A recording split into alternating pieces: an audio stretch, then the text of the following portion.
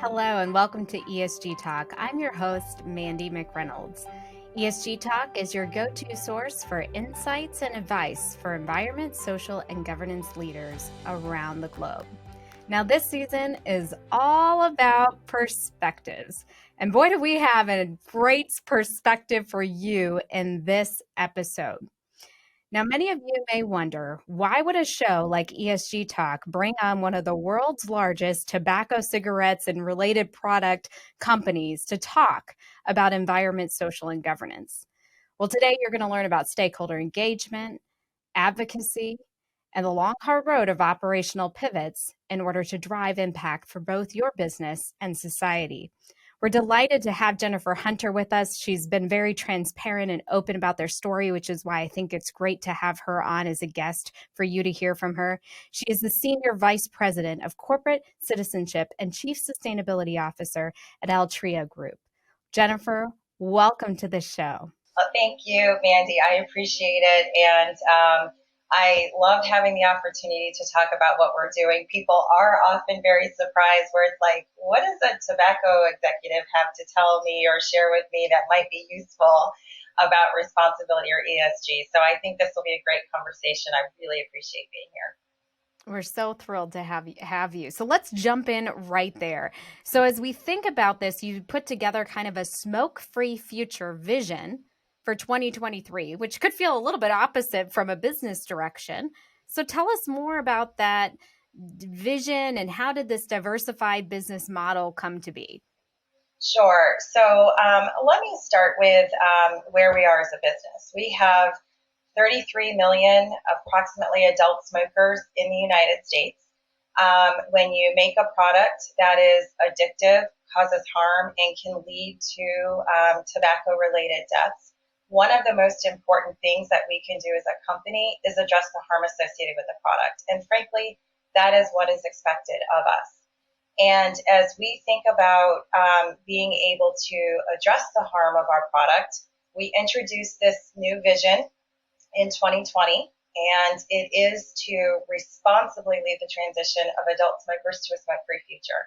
And we believe that moving beyond smoking will be a benefit to the adult tobacco consumer, to society, to our employees, to our investors, and other really critical stakeholders. So that's probably the best place to start. And as we think about how we are going to realize this vision, we know that it's a long-term vision. It's not going to happen tomorrow. But it really starts with our support for FDA regulation. In order to have smoke-free products that have the appropriate communication to the consumer, we needed to have a regulated industry. So as a starting point, Altria was the only tobacco company that supported FDA regulation. We advocated for that for nearly 10 years, and it was actually signed into law in 2009. So that actually was a nice foundation because now you have a regulator that is able to create a high standard for all manufacturers in the United States and be able to clearly communicate to the adult tobacco consumer about products. And then we have our business. We believe that reducing the harm of our products is critically important. And that is for adult tobacco users who have made the decision to either quit. We want to make sure that we have cessation resources that support them. We want to make sure that no young person is using our product. But for those tobacco consumers who can't or won't quit, it is our responsibility to make sure we have products that can potentially reduce the harm. And that is why we're pursuing the smoke-free future vision and responsibly trying to lead our adult smokers to that smoke-free future. So what stakeholders drove that for you? You talked a little bit about regulators and your engagement and advocacy. What really moved you to this new decision as you did your stakeholder engagement? So the reality is, when you think about the history of the cigarette industry in particular, back in the late 90s, I would say Philip Morris USA, which is our cigarette company, that again is headquartered in Richmond, Virginia, we nearly lost our license to operate. We had fallen out of trust with society. We saw increased legislation, increased regulation. You saw reputational harm. And at the end of the day, there were calls for additional regulation. And so that was the first indication of we need to do things differently. So we have nearly been on a 25-year journey. We call it our responsibility journey, and it really, for us, started as a place of having fallen out of step with society. At one point, we were one of the most admired companies in America, quickly became one of the most reviled companies in America, and that was an indication that we really needed to get back in step with society. And so there was a lot of effort to align with society, which really meant understanding what was expected of us, aligning our business practices as appropriate, and then consistently measuring and communicating progress. So that approach has really done us well for a number of years. I mean, that grounds us in everything that we do. And so it keeps us focused on the diverse stakeholders that we have, so that they understand that in order to be a responsible company, we've got to address our core issue. And for the tobacco industry, it's the harm associated with our product. And you had asked about our business and how we've diversified our business. Today, we are a company that we do still have a cigarette business. We have a smokeless tobacco company. We have investments in the e-vapor category, as well as strategic partnership in the heat not burn tobacco category. So as we have looked to evolve our business and transition to a smoke-free future, we've also tried to make sure, whether through organic development, strategic partnerships, or investments, that we are focused on a portfolio of products that will appeal to adult smokers who are interested in reducing the harm of tobacco use, cigarettes in particular, want to continue to enjoy nicotine products, but products that would pose less harm to them. And so that's why we're investing in those three product category areas. And those investments, and I think this is really important. In season 1, we had Peter Land on, and he talked about, engaging in advocacy, the long road of advocacy as it related to the use of different weapons and products on their shelves, and then looking at how every decision has a risk, opportunity, and cost. So this product shift and product decision and operational pivot really had some cost associated with this direction. Could you share with our viewers how that operational pivot has formed and what that looks like for you? For us, I wouldn't necessarily call it a cost, because again, when you start with the kind of product that we make, and the impact to the consumer, impact to society, it really is critical that we do address the harm associated with the products, and that's why this transition matters. What was interesting for us, though, is there was a significant conversation in 2018, because e-vapor products had become really the product that adult smokers were transitioning to. And unfortunately, what we saw in 2018 was a rapid increase in underage use of e-vapor products, to the point where the FDA commissioner called it an epidemic. The Surgeon General soon followed and also called it an epidemic. And the FDA commissioner called on industry to do more to address underage use of e-vapor. And when your regulator says you need to do something different, this gave our companies, Altria, an opportunity to step back and say, what is it that we can do to really try to address the rapid rise in e-vapor use? And so one of the things that we did that I'm very proud of, that shows how your thinking matures, and it is at times you need to switch your policy, is we supported increasing the legal age of purchase for tobacco products from 18 to 21. The reason that was so significant is because, these are legal products. The legal age of purchase had been 18. We had been defending the legal age of purchase at 18 for years. And for very good reason. There was very strong argumentation as to why 18 should be preserved.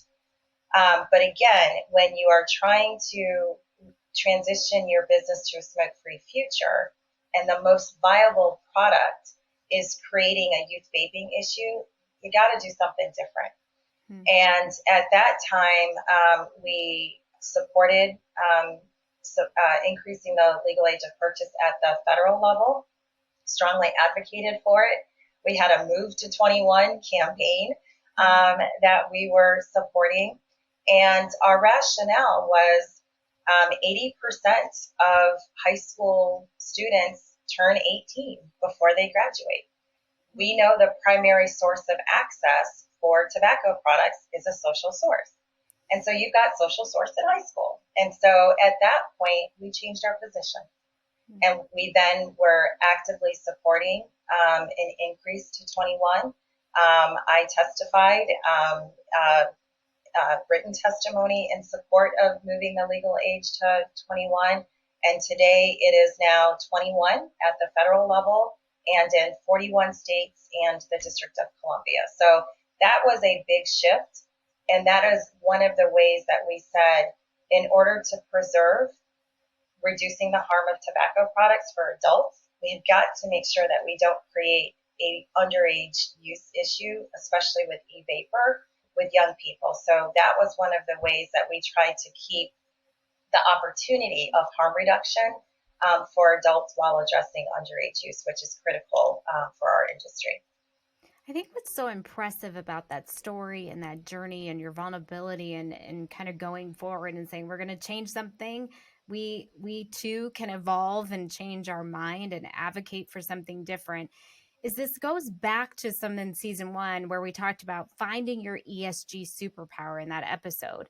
And the same is true for that Dick's Sporting Goods episode. It's really about businesses is where do you have a voice? Where do you have a critical place in society to make a difference, and a voice in advocacy and a voice in change that is relevant for your business and good for the business and good for the world. You were building on and expanding on the underage tobacco use. There was an article in Politico and talked about that you must play this pivotal role.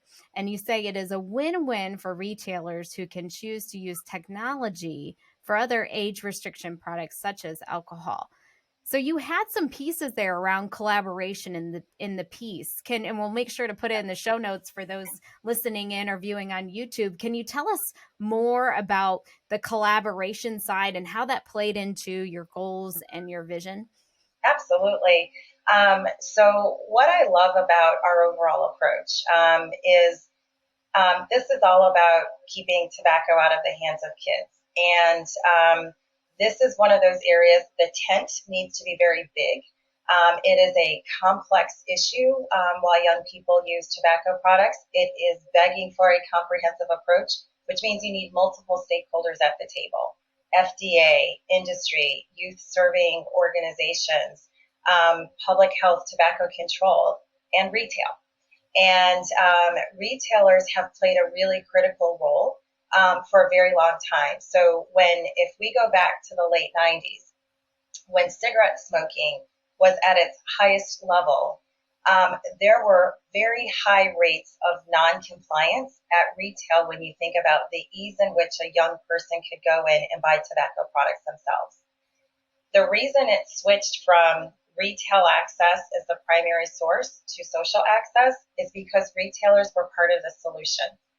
And so as we focused on WeCard, preventing access by having it in a non-self-service location, doing clerk education, retailers really understood they had a role to play in helping to make sure they were preventing access at retail. So when we were addressing this new challenge, which was a new challenge with vapor use, we also said, are there some new tools that we need to consider? And so age validation technology was one of those tools. It was using the point of sale scan systems that retailers already have and just saying, how do you use that for tobacco? And so we created an incentive program and we're not talking significant amounts of money, but we're talking about investments in our trade partners to say, not only do we want to support your ability to use age validation technology to make sure you take the human error out to the best of your ability, you're scanning an ID for every tobacco purchase to make sure it's a valid ID and they're 21 years of age or older. But we also said it's critically important to also make sure that there's training, that there's signage, because again, you're going from 18 to 21. You also need to alert your customers when they're coming in that the new age of purchase is 21. So it was really working with the retail community because we want to make sure retail is one of the most responsible places to buy tobacco products.